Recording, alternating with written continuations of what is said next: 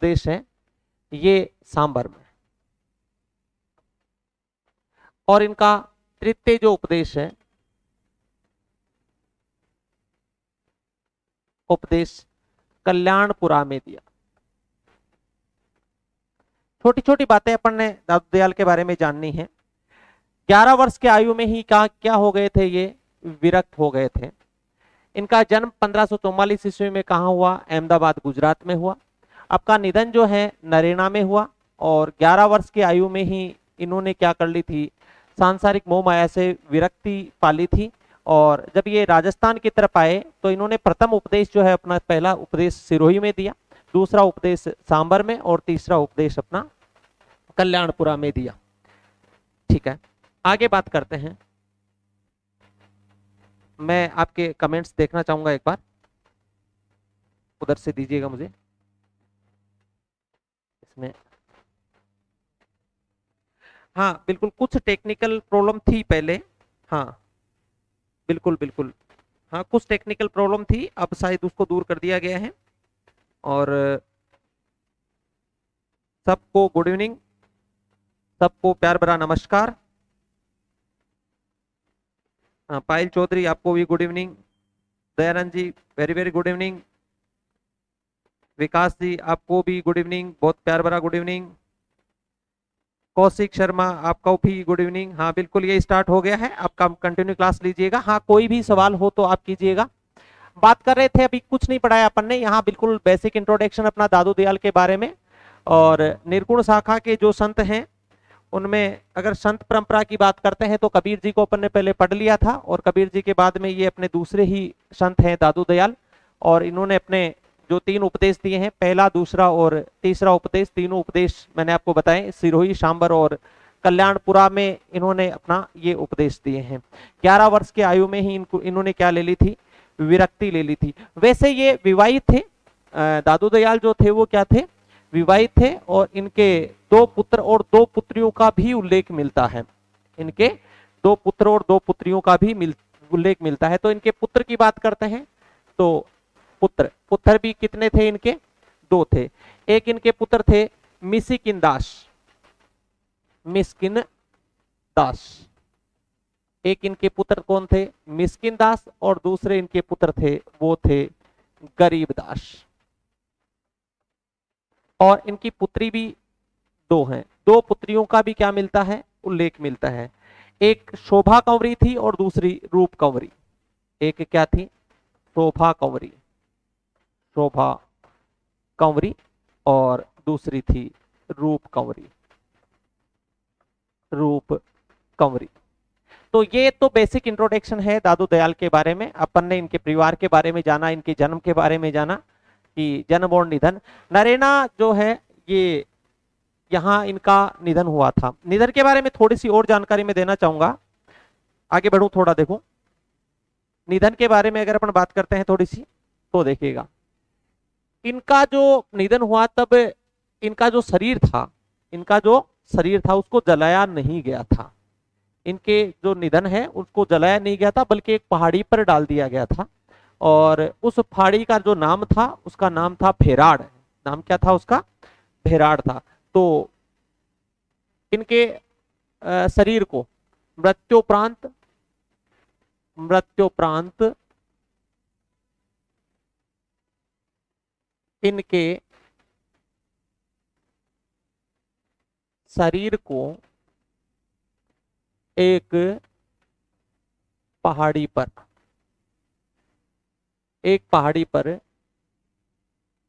डाल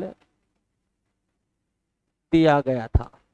कहाँ डाला था, एक पहाड़ी पर। उस पहाड़ी को क्या कहते हैं, उस पहाड़ी को भेराड़ कहा है। क्या कहा है, भेराड़। उस पहाड़ी को भेराड़ कहा गया है। और वर्तमान में अगर अपन बात करते हैं, उस पहाड़ी का नाम था भेराड़ की पहाड़ी। और वर्तमान में अगर अपन बात करें इस पहाड़ी को तो या इस स्थान को, तो उस स्थान को दादू की खोल के नाम से जाना जाता है। तो वर्तमान में इसे दादू की खोल के नाम से जाना जाता है। दादू की खोल भी कहते हैं, खोल भी कहा जाता है। तो खोड़, दादू की खोड़ के नाम से इसे जाना जाता है। मतलब बात यह है कि दादू दयाल जो थे इनके शरीर को जलाया नहीं गया था, बल्कि यूं ही जानवरों के लिए डाल दिया गया था। और कहाँ डाला गया था, तो जिस पहाड़ी पर डाला गया उस पहाड़ी का नाम क्या था, बेराड़ की पहाड़ी। और वर्तमान में ये जो है स्थान किस नाम से जाना जाता है, तो वो दादू की खोल के नाम से जाना जाता है। देखिएगा, दादू दयाल ने एक पंथ की भी स्थापना की थी। दादू दयाल, दादू दयाल ने एक पंथ की भी स्थापना की थी। क्या नाम था उस पंथ का, दादू दयाल ने 1576 ईस्वी में, कब, 1576 ईस्वी में कहां स्थापना की थी, तो फिर सांबर में ही की थी। 1576 ईस्वी में कहां स्थापना की थी, सांबर में। सांबर में दादू पंथ की ही स्थापना की थी। पंथ का भी कोई अलग से नाम नहीं है, दादू पंथ की स्थापना की थी। कोई विशेष प्रश्न नहीं बना, दादू पंथ नाम से ही पता चल रहा है किसने स्थापना की थी, तो दादू दयाल ने खुद ने ही इसकी स्थापना की थी। और समय क्या था उसका, तो 1576 ईस्वी। और कहाँ की थी, तो फिर सांबर में इसकी स्थापना की थी। दादू पंथ, इन्होंने एक सभी जो पंथ थे, दादू दयाल ने सभी जो पंथ थे उन पंथों को छोड़ करके उन्होंने अपना एक खुद का पंथ चलाया था। और वो जो पंथ था उसका क्या नाम दिया अपन ने, दादू पंथ ही नाम दिया है। देखिएगा, इस इनके जो दादू पंथ जो थे, इन्होंने इस पंथ के माध्यम से ही उसके बाद में अलग अलग स्थानों पर सत्संग जो स्थान है वो स्थापित किए थे इन्होंने। या यूं कह सकते हैं आप, ये समझ गया कि इस पंथ में जो विशेष तौर से जो स्थान जहां पर इनकी जो गद्दी आदि होती थी, वहां पर एक सत्संग स्थल होता था जिसे अलग दरीबा के नाम से जाना जाता था। तो यहाँ प्रश्न जो बनता है वो यही बनता है कि दादू दयाल, दादू दयाल के सत्संग स्थल को, सत्संग, दादू दयाल के सत्संग स्थल को, किसको, सत्संग स्थल को अलख दरीबा के नाम से जाना जाता है। अलख दरीबा, अलख दरीबा के नाम से जाना जाता है, के नाम से जाना जाता है। लो, अगली बात ये थी कि दादू दयाल का जो सत्संग स्थल था उसको किस नाम से जाना जाएगा, अलख दरीबा के नाम से जाना जाएगा। इन्होंने दादू पंथ की स्थापना की थी, कब की थी, 1576 में की थी। कहाँ की थी, तो फिर वो सांभर में की थी। देखिएगा, दादू दयाल जो थे वो राजस्थान के पहले संत हुए हैं। अगर राजस्थान के संतों की बात करते हैं तो ये राजस्थान के पहले संत थे, इसलिए इन्हें राजस्थान का कबीर भी कहा जाता है। दादू दयाल को प्रश्न सीधा बन जाएगा, राजस्थान जीके का भी प्रश्न बनता है ये कि राजस्थान के कबीर किसको कहा है, तो फिर दादू दयाल को ही कहा है। ये राजस्थान के पहले संत थे। और ये मैं नहीं कह रहा हूं, बल्कि इन्हें मोतीलाल मेनारिया ने जो है वो कहा है राजस्थान का कबीर। तो ये लो, ये राजस्थान, ये राजस्थान के प्रथम संत थे या संत कवि थे, अपन ये कह सकते हैं। और इन्हें क्या क्या कहा गया है, इन्हें इन्हें मतलब दादू दयाल को, इन्हें राजस्थान का कबीर, राजस्थान का कबीर कहा जाता है, या ये राजस्थान के कबीर हैं, ये राजस्थान के कबीर हैं। राजस्थान का कबीर कहा था, तो किसने कहा था, अगर अपन बात करते हैं तो मोतीलाल, मोतीलाल मेनारिया ने, मेनारिया किसने कहा था, मोतीलाल मेनारिया ने। तो अभी अपन ने केवल दादू दयाल के बारे में बेसिक जानकारी ली है, थोड़ी सी जानकारी ली है, ज्यादा कुछ नहीं पढ़ा अभी तक। तो मैं थोड़ा सा रिकेप करता हूं, क्या पढ़ा कितना पढ़ा उसी को अपन रिकेप करते हैं। लीजिएगा, अभी तक अपने बात की दादू दयाल की जन्म की बात की कि दादू दयाल का जन्म कब हुआ, तो समय था 1500, क्या क्या प्रश्न है, हाँ ये बिल्कुल स्टार्ट से ही है, हाँ बिल्कुल कौशिक, कौशिक जी बिल्कुल ये स्टार्ट से ही है, दादू दयाल से ही अपन ने शुरू किया था। कबीर को अपन पहले पढ़ चुके हैं। और निर्गुण जो काव्य संत परंपरा है उसको भी अपन पढ़ चुके हैं। मतलब निर्गुण काव्य संत परंपरा का एक क्लास अपनी हो चुकी है, जिसमें अपन ने निर्गुण काव्य धारा की विशेषताएं पढ़ ली अपन ने, और उसमें फिर संत काव्य परंपरा की विशेषताएं अपन ने पढ़ ली है, और उसके बाद में अपन ने कबीर को कंप्लीट कर लिया है, कबीर को पढ़ लिया है। कबीर के बाद में ये दूसरे ही संत काव्य धारा के संत हैं, और वो दादू दयाल हैं, बिल्कुल दूसरे ही संत हैं, तो अपन ने इनके अलावा और नहीं पढ़ा। बिल्कुल, हाँ बिल्कुल, आज ही किया है, ये अपनी पहली क्लास है, समझिएगा। यहां से दादू दयाल से ही आप शुरू हो जाइएगा। तो समय दादू दयाल के जन्म का 1544 ईस्वी है, और इनका निधन 1603 ईस्वी में हुआ। निधन इनका कहाँ हुआ, तो सांबर में, ये नरेना में इनका निधन होता है, और जन्म जो है वो अहमदाबाद गुजरात में इनका जन्म हुआ माना जाता है। इन्होंने तीन जो है वो अपने क्या दिए हैं, उपदेश दिए हैं। पहला उपदेश सिरोही में, दूसरा सांबर में। भाई गुजरात से आए तो सिरोही होते हुए आए, सिरोही सांबर कल्याणपुरा, ये इनका रूट रहा। गुजरात से आएंगे तो यही रूट बनेगा अपना। और इनके दो पुत्र थे, एक मिसिकिन और एक गरीबदास, और दो पुत्री शोभा कंवरी और रूप कंवरी, ये दो इनकी पुत्रियां रही। ओके ठीक है, इसके बाद में आगे बात करते हैं अपन। इसके बाद में मृत्यु उपरांत इनके शरीर को एक पहाड़ी पर डाल दिया गया, जिसे बेहराड़ कहा गया है। इस पहाड़ी का क्या नाम था, बेहराड़। वर्तमान में इसे दादू की खोल के नाम से जाना जाता है। दादू दयाल ने 1576 ईस्वी में सांभर में दादू पंथ की स्थापना की थी, और दादू दयाल के जो सत्संग थे उस सत्संग स्थल को अलग दरीबा के नाम से जाना जाता है। ये राजस्थान के प्रथम संत है, और इन्हें राजस्थान का कबीर मोतीलाल मीनारिया ने कहा है। प्रश्न बन जाता है, राजस्थान का कबीर दादू दयाल को किसने कहा, तो फिर उसका जवाब होगा मोतीलाल मीनारिया ने कहा है। ओके आगे बढ़े, आप स्क्रीनशॉट ले लीजिएगा या साथ के साथ लिख लीजिएगा। मैं आराम से धीरे धीरे लिखा रहा हूं, तो आप लिख भी सकते हो। चलो आगे बढ़ते हैं। अब इनकी रचनाओं की बात करते हैं। दादू दयाल की रचना, दादू दयाल की रचनाएं। तो अगर अपन रचनाओं की बात करते हैं दादू दयाल की, तो वैसे स्वतंत्र रूप से दादू दयाल की कोई रचना उपलब्ध नहीं है। एक दो रचना जो कायाबेली है, अनबे वाणी है, जैसे अनबे वाणी, पर ये जो रचना मैं बता रहा हूं आपको, ये उपलब्ध नहीं है, ये रचना उपलब्ध नहीं है। आप लिख सकते हो कायावेली, ये कायावेली, परंतु ये दोनों ही रचनाएं जो हैं वो वर्तमान में क्या नहीं है, उपलब्ध नहीं है। ये मोतीलाल मीनारिया ने ही ये दोनों रचनाएं मानी है इनकी, उन्होंने ही कहा है कि ये इनकी खुद की रचनाएं थी, पर ये वर्तमान में उपलब्ध नहीं है, वर्तमान में उपलब्ध नहीं है। ये बात समझे तो अपन, ये दोनों रचनाएं ही क्या नहीं है, वर्तमान में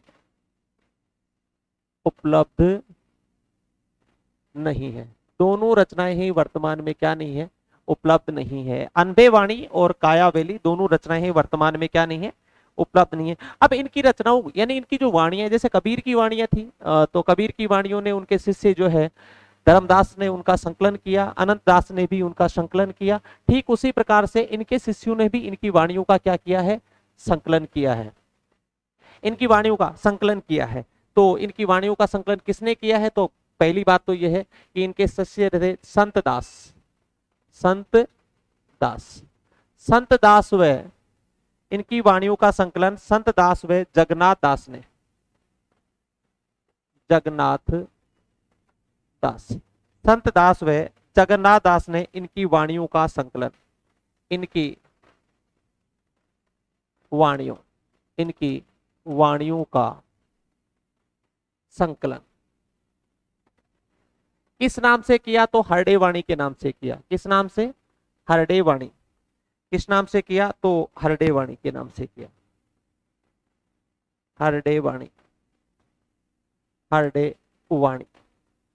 वाणी के नाम से इनकी वाणियों का संकलन किसने किया, तो इनके शिष्य थे जगन्नाथ और संत दास ने इनकी वाणियों का क्या किया, संकलन किया। किस नाम से किया, तो जवाब था हरडे वाणी के नाम से किया। हाँ बिल्कुल, और इनके शिष्य थे रजब। इनके ही शिष्य क्या थे, रजब वो जो आजीवन दूल्हे के वेश में रहे, और ये रजब जो थे आजीवन दूल्हे के वेश में रहे, उन्हीं रजब ने इनकी वाणियों का संकलन किया, और किस नाम से किया, तो अंगवधु के नाम से किया। तो अगला सवाल फिर बनता है, क्या दादू दयाल के शिष्य, दादू के शिष्य दादू के शिष्य कौन? रज्जब। रज्जब ने इनकी वाणियों का संकलन, इनकी वाणियों का संकलन किस नाम से किया? तो यहां अपना होगा किस नाम से? तो वो अंगवधु के नाम से। अंगवधु, ये थोड़ा सा आपको मैं याद दिला दूं, अंगवधु ये याद हो जाएगा।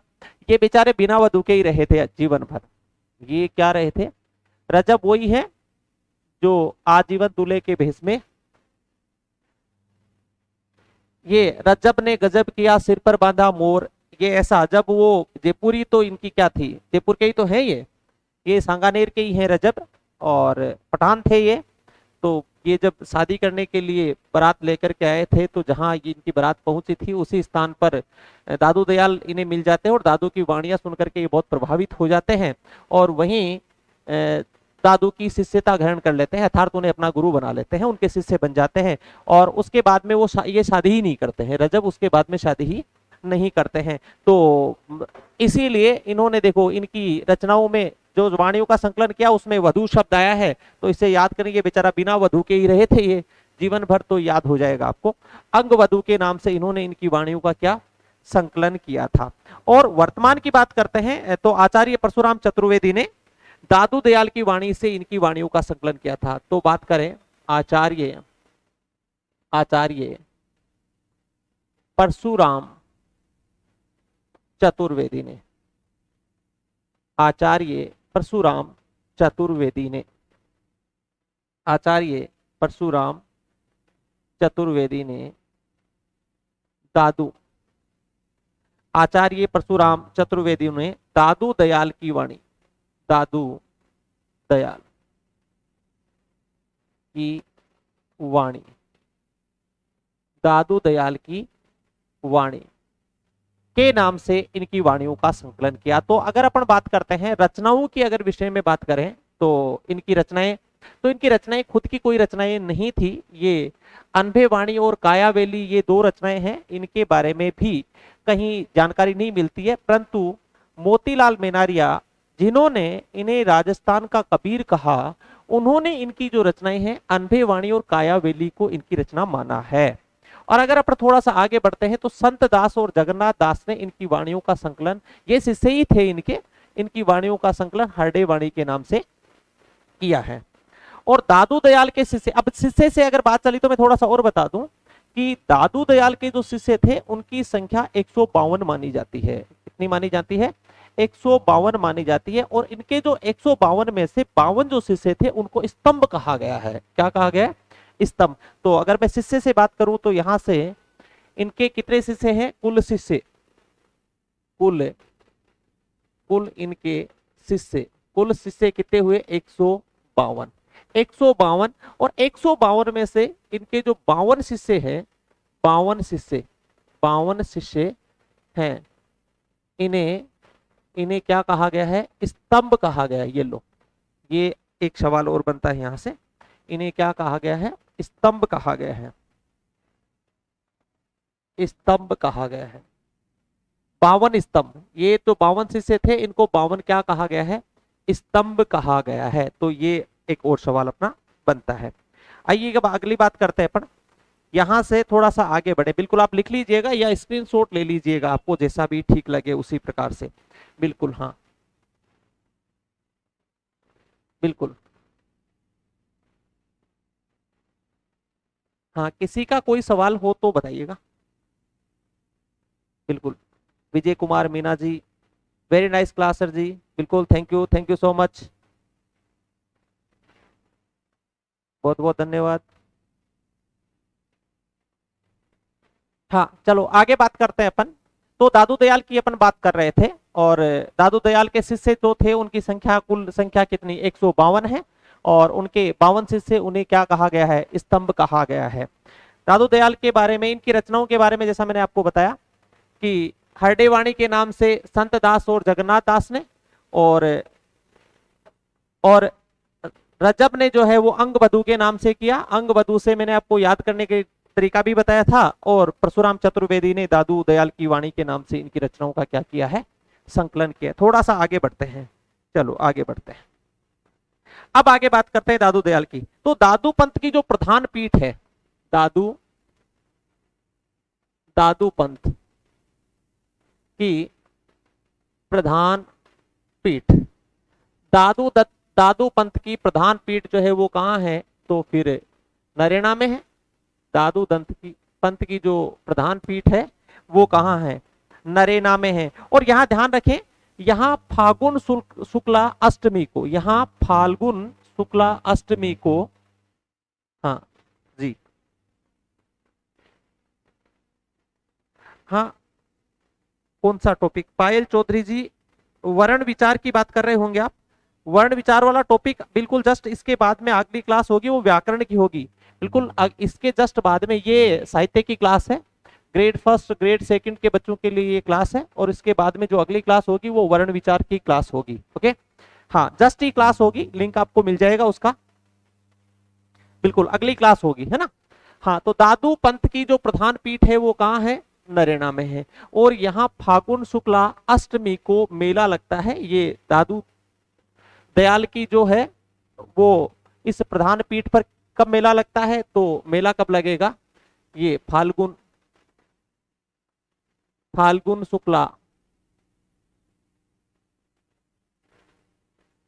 हाँ फाल्गुन शुक्ला अष्टमी को, अष्टमी को मेला लगता है, मेला लगता है।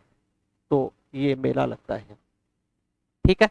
आगे अगर अपन इसके बाद बात करते हैं तो दादू दयाल की, इन्होंने, दादू दयाल जो थे ऐसा माना जाता है कि ये अकबर से भी मिले थे, ये अकबर से भी मिले थे। और इनकी जो अकबर के साथ में भेंट हुई थी वो 40 दिन की भेंट हुई थी, 40 दिन की इनके अकबर के साथ में। और अकबर ने इनके साथ में शास्त्रार्थ किया था। तो 40 दिन का इनका क्या हुआ था, शास्त्रार्थ हुआ था, किसके साथ में, अकबर के साथ में। तो ये कोई विशेष प्रश्न अपना नहीं बनता है, ये कोई विशेष प्रश्न नहीं बनता है। आगे अगर अपन बात करते हैं तो संत, इनकी कुछ कथन है दादू दयाल से लेकर के, जो मैं बता देता हूं किसने, किसके कथन है, किसने क्या कहा। तो देखिएगा, संत काव्य परंपरा में, संत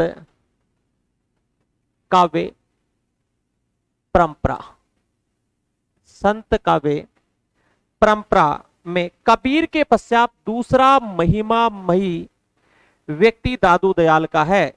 संत काव्य परंपरा में कबीर के बाद, कबीर के बाद दूसरा महिमा, दूसरा कबीर के बाद दूसरा महिमामय व्यक्तित्व दादू दयाल का है, व्यक्तित्व दादू दयाल का है। दूसरा महिमामयी व्यक्तित्व किसका है, संत काव्य परंपरा में कबीर के बाद दूसरा महिमामयी व्यक्तित्व दादू दयाल का है। और ये कथन किसका है, ये कथन है आचार्य रामचंद्र शुक्ल का, आचार्य रामचंद्र शुक्ल का, ये कथन है आचार्य रामचंद्र शुक्ल का। हाँ, और दादू दयाल की वाणियों को कबीर की टक्कर की भी बताया है। वो किसने बताया है, आचार्य हजारी प्रसाद द्विवेदी ने। आचार्य हजारी प्रसाद द्विवेदी का मानना है कि दादू की वाणी कबीर के टक्कर की थी। तो उनके मुकाबले के, तो इन्होंने तो उनका व्यक्तित्व बताया है कि संत काव्य परंपरा में कबीर के बाद दूसरा व्यक्तित्व है, अगर देखा जाए महिमामयी, या तो महिमामयी किसका था, कबीर का था, और या फिर किसका है, दादू दयाल का। और आप अपन ने तभी देखिएगा कबीर के तुरंत बाद में किसको पढ़ा है, दादू को पढ़ा है। तो क्यों पढ़ा है, क्योंकि व्यक्तित्व तो महिमामयी था इनका, तो इसीलिए पढ़ा है अपन ने। अगर अपन बात करते हैं तो अगली दूसरी बात जो है वो दादू की वाणी, दादू की वाणी कबीर की टक्कर की थी, कबीर की टक्कर की थी, दादू की वाणी कबीर की टक्कर की थी। तो ये बात किसने कही, तो आचार्य हजारी प्रसाद द्विवेदी ने। ये कथन किसका है, तो ये कथन हो जाएगा किसका, ये बिल्कुल ये कथन है, ये कथन है किसका, आचार्य हजारी प्रसाद द्विवेदी का, हजारी प्रसाद द्विवेदी का, ये कथन है हजारी प्रसाद द्विवेदी का। तो दादू दयाल के बारे में अपन ने और क्या समझा? अपन ने कहा कि दादू पंथ की प्रधान पीठ नरेना में है और इनमें फाल्गुन शुक्ला अष्टमी को इनका मेला लगता है। और कबीर के बाद में दूसरा महिमामयी व्यक्तित्व अगर किसी का है तो वो कौन है? दादू दयाल ही है। ये बात किसने कही? आचार्य रामचंद्र शुक्ल ने। दादू की वाणी कबीर के टक्कर की थी, ये किसने बताया? ये कहा आचार्य हजारी प्रसाद द्विवेदी ने। तो थोड़ा सा और एक ध्यान देवे, दादू दयाल जो थे इनकी मृत्यु के उपरांत दादू पंथ जो है वो 5 शाखाओं में विभक्त हो गया था। दादू की मृत्यु के उपरांत, दादू दयाल की मृत्यु के उपरांत इनका जो दादू पंथ है ये 5 शाखाओं में विभक्त हो गया था। और ये 5 शाखाएं कौन कौन सी थी? जैसे खालसा पंथ है, नागा पंथ है, ये उत्तरातर पंथ है, जैसे अलग अलग दिशाओं में विरक्त पंथ है। तो ये इनके अलग अलग पंथों में विभक्त हो गया था। मैं बताता हूं आपको कौन कौन से। एक खाकी पंथ है। तो अपन बात करें दादू दयाल, दादू दयाल के बाद, दादू दयाल के बाद या इनके निधन, बाद का मतलब इनके निधन से है, बाद का मतलब इनके निधन, निधन के पश्चात दादू दयाल, में निधन ही लिख देता हूं ताकि आपको बात के कंफ्यूज नहीं हो। दादू दयाल के निधन, के निधन के पश्चात, दादू दयाल के निधन के पश्चात इनकी गद्दी पर जो बैठे थे वो रजब बैठे थे। तो इनके उत्तराधिकारी, दादू दयाल के निधन के बाद इनकी गद्दी पर उत्तराधिकारी के रूप में रज्जब थे, या पश्चात इनकी गद्दी पर उत्तराधिकारी, उत्तराधिकारी रज्जब बना। ये लो, कौन बना? रजब। तो रजब इनके शिष्य थे और इन्होंने रजब बना, इन रजब इनके शिष्य थे और रजब ने इनकी रचनाओं, इनकी जो वाणियां थी उनको अंगवधु के नाम से संकलित किया था। तो ये इनके प्रिय शिष्यों में से थे। और संत दास और जगन्नाथ दास ने भी इनकी वाणियों का संकलन किया था हरडे वाणी के नाम से, और दादू दयाल की वाणी के नाम से परशुराम चतुर्वेदी ने इनकी वाणियों का संकलन किया था। तो ये तो इनकी गद्दी पर उत्तराधिकारी कौन बने? तो इनके रजब इनके उत्तराधिकारी बनते हैं। और दादू पंथ के फिर 5 भाग हो जाते हैं। दादू पंथ 5 भागों में विभक्त हो गया। 5 भागों में क्या हो गया? विभक्त हो गया। दादू पंथ फिर कितने भागों में विभक्त हो गया? 5 भागों में। जी 5 कौन कौन से भाग थे दादू पंथ के? तो अगर अपन बात करें तो एक खालसा पंथ, एक कौन सा पंथ था? खालसा पंथ, एक खालसा पंथ था। ये आचार्य उपदेशक थे। इसमें कौन थे? आचार्य उपदेशक, आचार्य उपदेशक आते हैं किसमें? खालसा पंथ में। एक खाकी पंथ था, खाकी, ये खाकी पंथ था। एक कौन सा पंथ था? और खाकी पंथ जो थे इसमें शरीर पर भस्म लगा करके जो साधना करते थे वो थे। तो खाकी पंथ में शरीर पर भस्म लगाने वाले, क्या? शरीर पर भस्म लगाने वाले, ये शरीर पर भस्म लगाने वाले कौन से में आए? खाकी पंथ में। तो ये खालसा पंथ, खाकी पंथ। एक नागा पंथ थे, नागा पंथ, नागा पंथ चला। और नागा पंथ वो थे जो लड़ाई झगड़े करने वाले, जो अस्त्र शस्त्र जो चलाते थे, वो एज ये सैनिक थे, ये समझिएगा। तो अस्त्र शस्त्र रखने वाले कौन थे? ये अस्त्र शस्त्र, ये अस्त्र शस्त्र रखने वाले थे, ये अस्त्र शस्त्र रखने वाले थे। और एक था ये स्थानधारी, या अपन ये कह सकते हैं इनको उत्तरादे। इनको क्या कहते थे? उत्तरादे कहते थे। ये लोग, ये उत्तरादे थे, ये उत्तरादे थे। और इनको स्थानधारी भी कहा जाता था।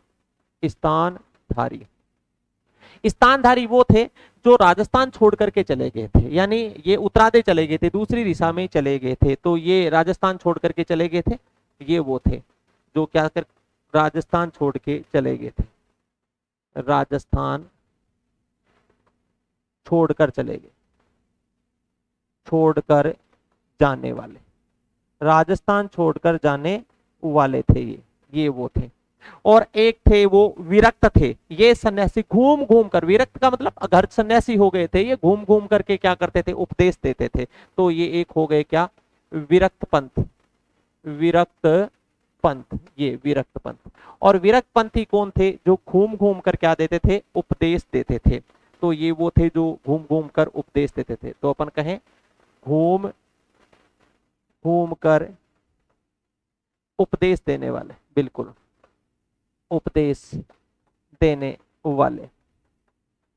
तो ये दादू दयाल अपने हुए। दादू दयाल को लगभग अपन पढ़ लिया। दादू दयाल में क्या प्रश्न बन सकते हैं, देखिएगा, दादू पंथ कितने भागों में विभक्त हुआ, तो फिर कितने में, 5 भागों में। खालसा वो थे उपदेशक आते थे, खाकी पंथ जो थे शरीर पर भस्म लगाने वाले, नागा जो नागा पंथ चला इनका जो अस्त्र शस्त्र रखने वाले थे, और स्थानधारी जो थे राजस्थान को छोड़कर चले गए थे, उत्तरादेवी कहते हैं इसको।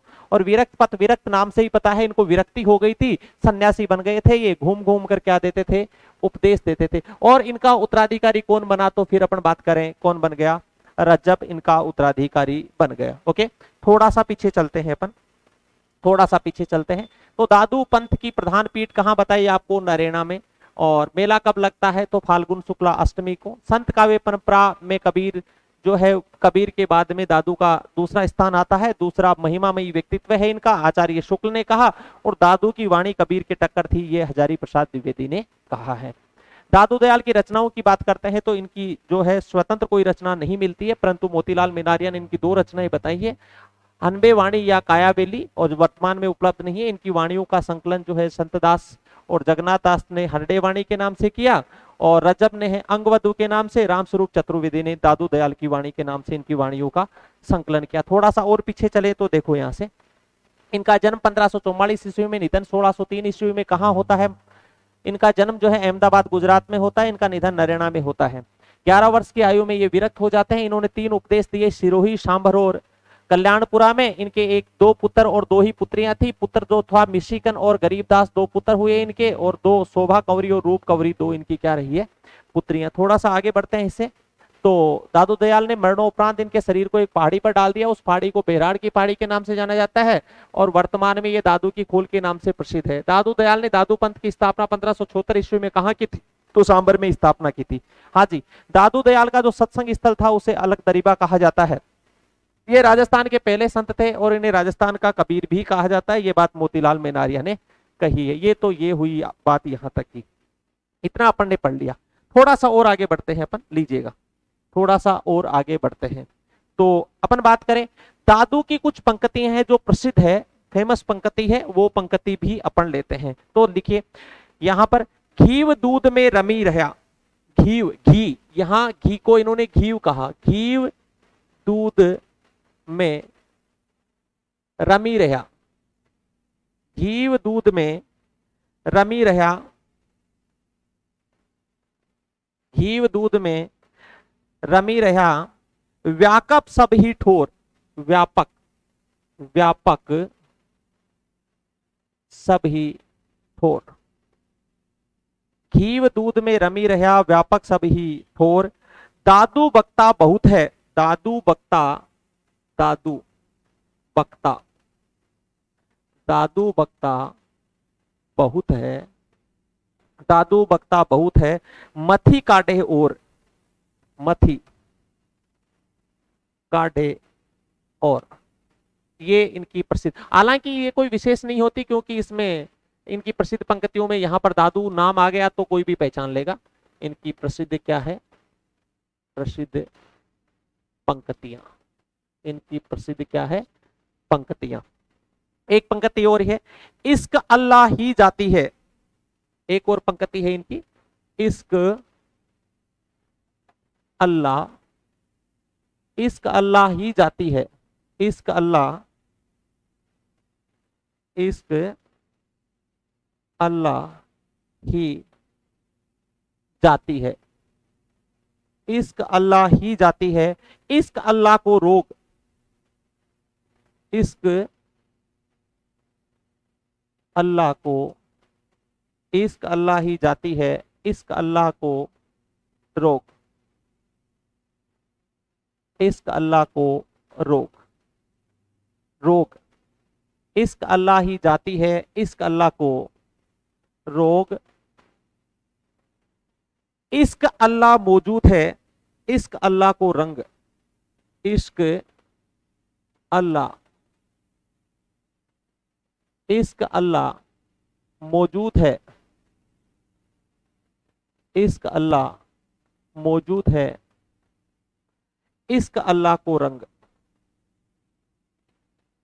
इश्क अल्लाह को रंग। ये दो पंक्तियां जो थी ये दादू से संबंधित थी।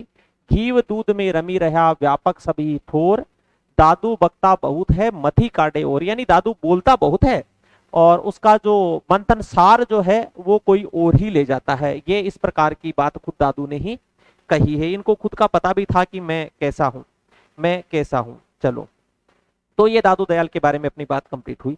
अब दादू के बाद में अपन पढ़ते हैं दादू के जो शिष्य हैं, वो प्रिय शिष्य जिसको अपन सुंदरदास के नाम से जानते हैं। ये दौसा के रहने वाले सुंदरदास है, जिनका जन्म 1596 ईस्वी में होता है और दादू की शिष्यता ग्रहण कर लेते हैं महज 6 वर्ष की उम्र में। महज 6 वर्ष की उम्र में ही ये इनके शिष्य बन जाते हैं। सुंदरदास उन्हीं की बात करूंगा मैं, जो सुंदरदास जो थे वो केशव की रसिक प्रिया और नंददास की रूप प्रिया, ये दोनों रचनाएं जो थी इनकी घोर विरोध किया था। ये दोनों के दोनों जो रचनाएं थी ये श्रृंगार रस में रचित थी और श्रृंगार रस के ये घोर विरोधी थे। इन्होंने इनकी दोनों रचनाओं का खुल करके विरोध किया था। और ये ही सुंदरदास से जो थे अब तक के जितने भी संत हुए उन्हीं सभी संतों में, अर्थात सभी कबीर जी मान लीजिए, चाहे दादू दयाल मान लीजिए, चाहे अपन रज्जब मान लीजिए, तो सभी संतों में सबसे ज्यादा पढ़े लिखे थे। ये सबसे ज्यादा पढ़े लिखे थे। सुंदरदास वैसे वणिक परिवार से थे, जिनको अपन पढ़ने वाले हैं वणिक परिवार से थे। ये खंडेलवाल जो ब्राह्मण थे उनके परिवार से थे। इनके पिता जो थे वो खंडेलवाल थे, परमानंद खंडेलवाल। इनके पिता जो थे वो खंडेलवाल, कैसे खंडेलवाल थे? परमानंद खंडेलवाल। ओके, और ये दौसा से रिलेट करते थे। दौसा जो वर्तमान दौसा है जयपुर के पास में, वहां से ये संबंध रखते थे। तो चलो बात करते हैं अपन सुंदरदास की। चलो सुंदरदास की बात करते हैं। तो लीजिएगा सुंदरदास। किसी का कोई भी सवाल हो दादू दयाल में से तो बिल्कुल कीजिएगा। दादू दयाल से जुड़ा हुआ कोई आपका कोई सवाल हो तो चले आगे बढ़े। यस, आगे बढ़े क्या? कमेंट्स करके बताएं, आगे बढ़े क्या? हाँ, सुंदरदास को पढ़ने के लिए आगे बढ़ जाएं। चलो, तो ये लो अपन सुंदरदास की बात करते हैं।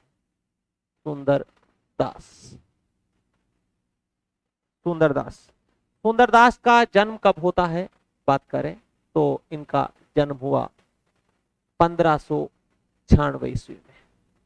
सुंदरदास का जन्म 1596 ईस्वी में हुआ है। और इनका जन्म जो है 1596 ईस्वी में तो कहाँ हुआ? वर्तमान दौसा में। अगर बात करें अपन तो वर्तमान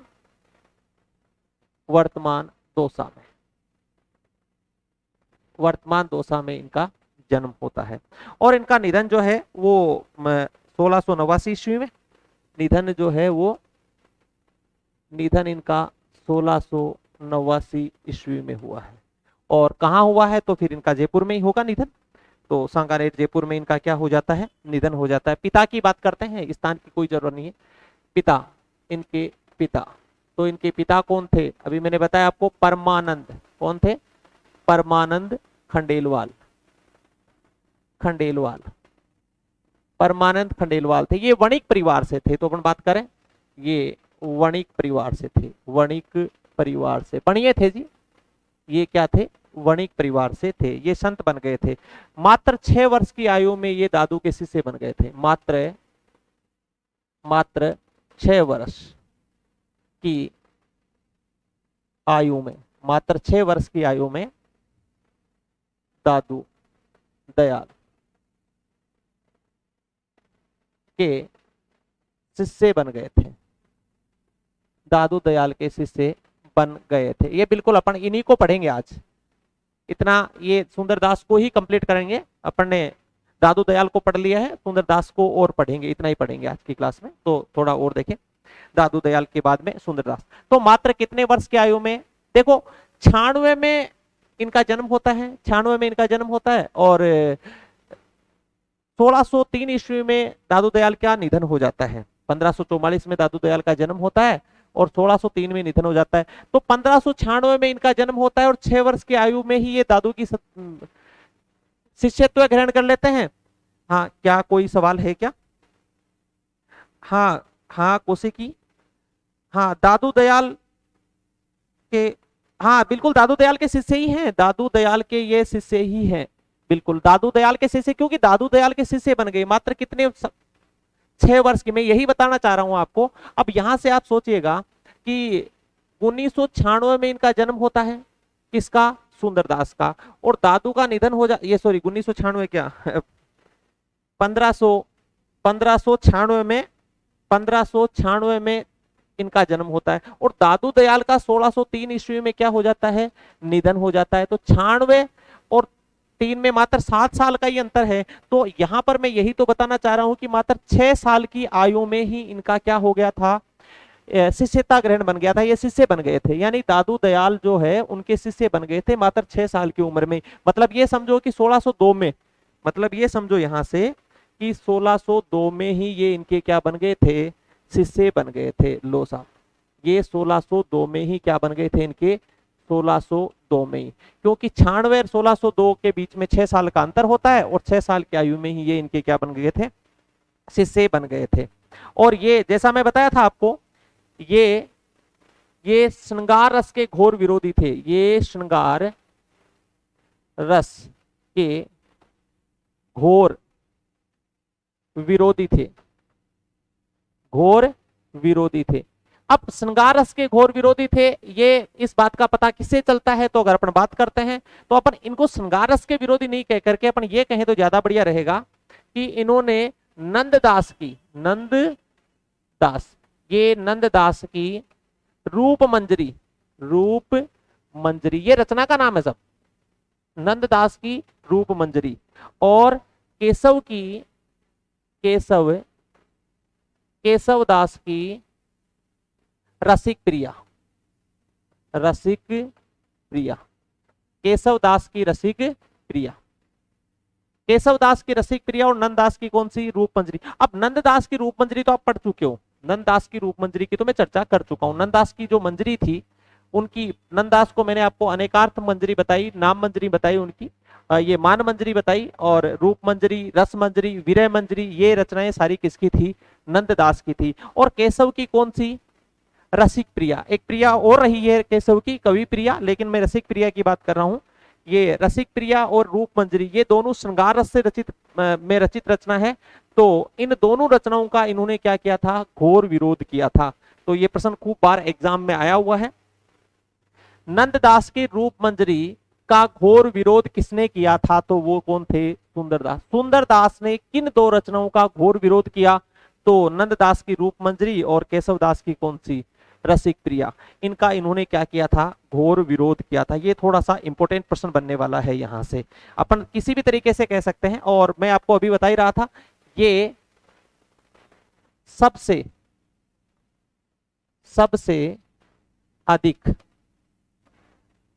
अधिक शिक्षित संत थे। कैसे? सबसे अधिक शिक्षित संत थे।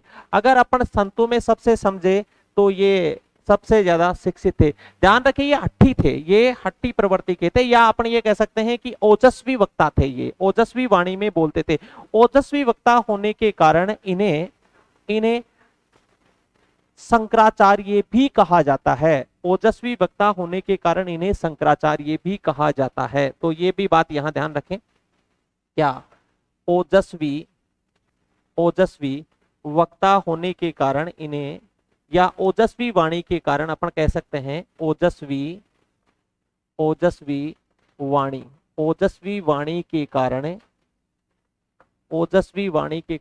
इन्हें शंकराचार्य भी कहा जाता है। शंकराचार्य भी कहा जाता है। ओजस्वी वाणी के कारण इन्हें शंकराचार्य भी कहा जाता है। किसको कहा जाता है? तो फिर अपन कहें सुंदरदास को ओजस्वी वाणी के कारण क्या कहा जाता है? शंकराचार्य भी कहा जाता है। अगर भाषा की मैं दोनों की बता दूं, भाषा की बात करें तो इनकी भाषा भी क्या रहेगी? ब्रज रहेगी। काव्य की भाषा इनकी भी ब्रज थी और दादू दयाल की भी भाषा ब्रज थी। ध्यान रखें, दादू दयाल की भी भाषा जो थी वो क्या थी? ब्रज थी। और सुंदरदास की भी भाषा क्या रहेगी? ब्रज ही रहेगी। हाँ, राजस्थानी के कुछ शब्द इन्होंने काम में लिए हैं, बाकी मुख्यतः अगर अपन भाषा की बात करते हैं तो दोनों की भाषा क्या रहेगी? ब्रज ही रहेगी। ये बात विशेष ध्यान रखिएगा। थोड़ा सा आगे बढ़े, या आप इसका स्क्रीनशॉट ले लीजिएगा, फिर अपन आगे बढ़ते हैं। बिल्कुल मैं साइड में हो गया, बिल्कुल ले लीजिएगा, आप स्क्रीनशॉट ले लीजिएगा। चलें आगे आगे बात करते हैं। तो सुंदरदास की 42 रचनाएं का उल्लेख मिलता है। कितनी? सुंदरदास की 42 रचनाएं मिलती है। 42 रचनाएं। माना जाता है कि सुंदरदास की कुल रचनाएं कितनी थी? तो 42 रचनाएं इनकी मानी गई है। परंतु इन 42 का उल्लेख मिलता है। 42 रचनाओं का क्या मिलता है? 42 रचनाओं का उल्लेख मिलता है। 42 रचनाओं का उल्लेख मिलता है। केवल उल्लेख मिलता है, ये है नहीं, मिलता है। लेकिन उपलब्ध कितनी है? उपलब्ध 2 रचनाएं हैं। अगर उपलब्ध रचनाओं की बात करें, उपलब्ध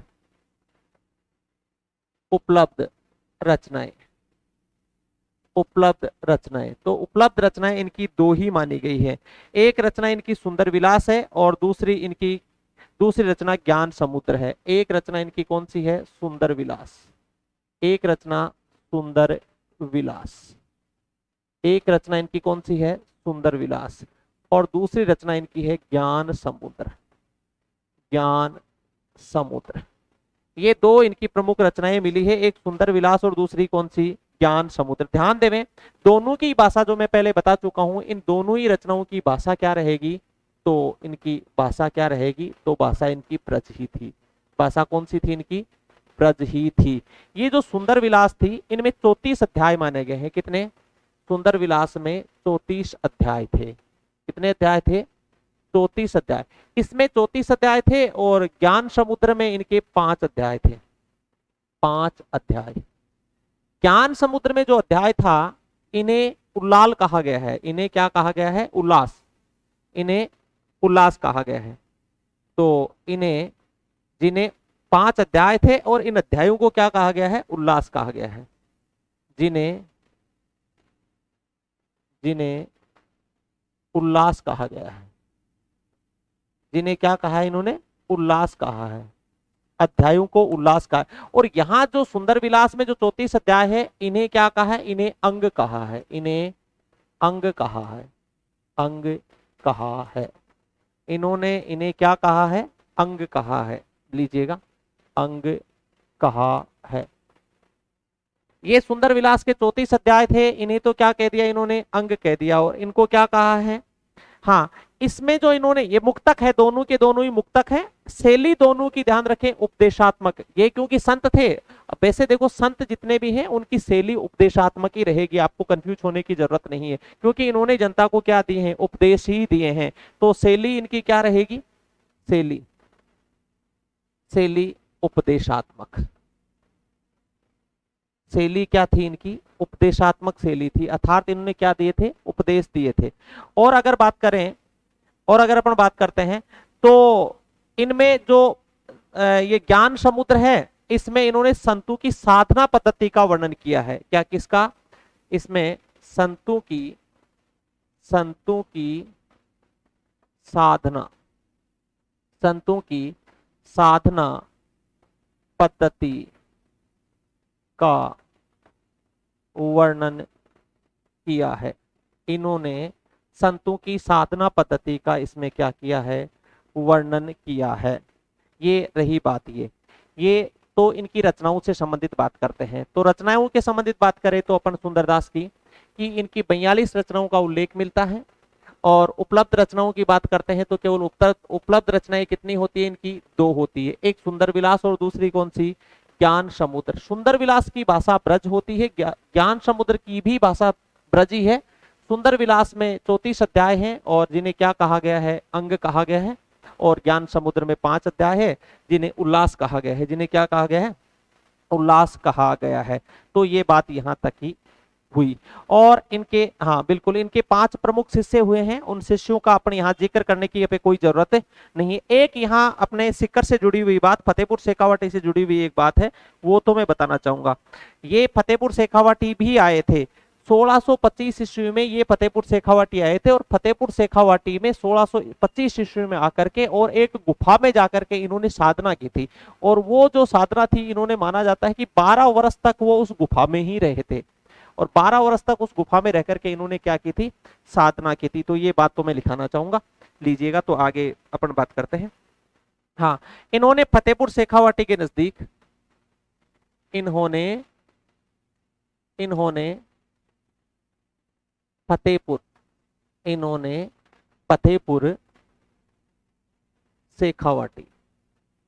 फतेहपुर शेखावाटी के नजदीक एक गुफा में 12 वर्षों तक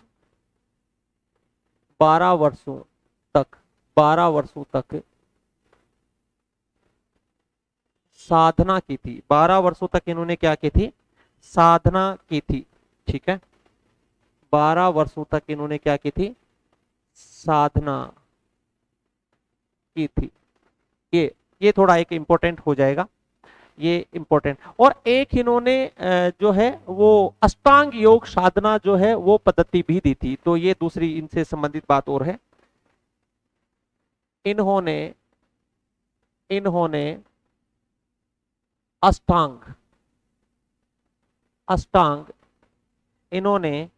अष्टांग योग साधना पद्धति भी दी थी। अष्टांग योग साधना पद्धति भी दी थी। इन्होंने अष्टांग योग साधना पद्धति भी दी थी। ठीक है, यानी 8 चक्रों वाली योग साधना इन्होंने चलाई थी, अष्टांग योग पद्धति जिसे कहा गया है। और इनकी रचनाओं का संकलन जो है वो पुरोहित हरि नारायण शर्मा ने किया था। तो ये अगली इंपॉर्टेंट बात, इनके पदों का संकलन किसने किया था? तो पुरोहित हरि नारायण, इनके पदों का संकलन पुरोहित हरि नारायण ने सुंदर ग्रंथावली के नाम से किया था। हरि नारायण ने सुंदर ग्रंथावली के नाम से किया था। किस नाम से किया था? सुंदर ग्रंथावली के नाम से किया था। और लास्ट बात और बताना चाहूंगा, ये राजस्थान, यह है रचना राजस्थान, यह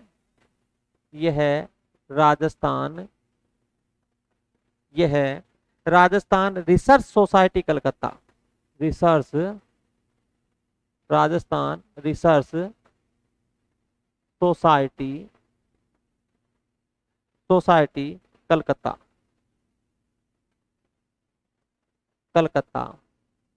से 1936 में प्रकाशित हुई। से 1936 ईस्वी में प्रकाशित हुई।